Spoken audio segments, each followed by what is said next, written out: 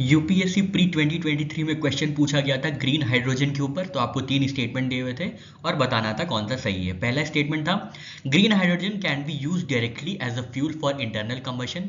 Internal combustion के लिए green hydrogen को डायरेक्टली यूज किया जा सकता है as a fuel. Second statement था it can be blended with natural gas and use as fuel for heat और पावर जनरेशन। मतलब ग्रीन हाइड्रोजन को नेचुरल गैस के साथ मिलाकर क्या किया जा सकता है, हीट जनरेट किया जा सकता है और पावर जनरेट किया जा सकता है। ये स्टेटमेंट टू था।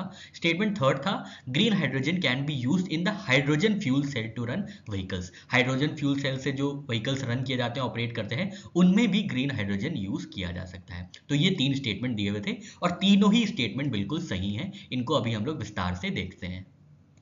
पहला स्टेटमेंट क्यों करेक्ट है? क्योंकि ग्रीन हाइड्रोजन का इस्तेमाल होता है हाइड्रोजन इंजन में इंटरनल कंबशन के लिए, इसलिए ग्रीन हाइड्रोजन वाला जो पहला स्टेटमेंट है वो करेक्ट हो जाता है। और इसमें कोई कार्बन एमिशन भी नहीं होता है, जिसकी वजह से कार्बन न्यूट्रलिटी के लिए एक बड़ा बेनिफिट माना जाता है। स्टेटमेंट टू भी करेक्ट क्यों है? क्योंकि हाइड्रोजन को आराम से नेचुरल गैस के साथ नेचुरल गैस पाइपलाइंस में इंजेक्ट किया जा सकता है हीट और पावर जनरेशन के लिए। तो स्टेटमेंट टू भी करेक्ट हो जाता है। स्टेटमेंट थ्री करेक्ट क्यों है? क्योंकि हाइड्रोजन फ्यूल सेल्स जो होते हैं वो ग्रीन हाइड्रोजन की केमिकल एनर्जी यूज करते हैं, जिसकी वजह से ये इफिशिएंटली प्रोड्यूस कर पाते हैं इलेक्ट्रिसिटी। अगर हाइड्रोजन फ्यूल होता है तो प्रोडक्ट्स, जो बाय प्रोडक्ट्स होते हैं, वो इलेक्ट्रिसिटी होते हैं, वाटर होते हैं और हीट होते हैं। तो स्टेटमेंट थर्ड भी करेक्ट हो जाता है। टाइप्स ऑफ हाइड्रोजन की बात करें तो ग्रीन हाइड्रोजन को प्रोड्यूस किया जा सकता है इलेक्ट्रोलिसिस की मदद से और इसमें कोई भी कार्बन डाइऑक्साइड एमिशन नहीं होंगे, इसलिए ये क्लीनेस्ट मेथड माना जाता है। ब्लू हाइड्रोजन को कैसे प्रोड्यूस किया जा सकता है? तो steam reforming of natural gas की मदद से इसको प्रोड्यूस किया जा सकता है, जिसमें कार्बन एमिट तो होते हैं लेकिन फिर कैप्चर और स्टोर कर लिए जाते हैं, तो इसलिए ये लो कार्बन हाइड्रोजन वाली टेक्निक मानी जाती है। टर्कोइज हाइड्रोजन में यूज किया जा सकता है methane pyrolysis with renewable energy. इसमें हाइड्रोजन एमिट होती है और सॉलिड कार्बन, और ये अभी भी एक्सपेरिमेंटल स्टेज में है।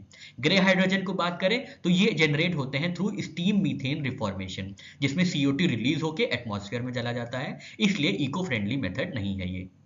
ब्लैक या ब्राउन हाइड्रोजन मोस्ट पोल्यूटिंग होते हैं क्योंकि ये एमिट करते हैं कार्बन मोनोऑक्साइड और कार्बन डाइऑक्साइड, जिनको कैप्चर नहीं किया जाता है। पिंक हाइड्रोजन प्रोड्यूस किया जा सकता है न्यूक्लियर एनर्जी के इस्तेमाल से, जिसमें कोई भी डायरेक्ट एमिशंस नहीं होते हैं।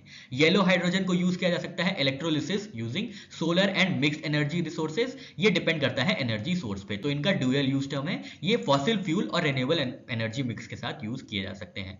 व्हाइट हाइड्रोजन है नेचुरली अकरिंग अंडरग्राउंड हाइड्रोजन, कोई प्रोडक्शन एमिशंस नहीं होते हैं। फिर गोल्ड हाइड्रोजन लास्ट में आते हैं। Fermentation by bacteria in depleted oil wells, ये होते हैं CO2 कनेक्शन के साथ और जो एक्सटेंड करते हैं लाइफ ऑफ ऑयल वेल्स।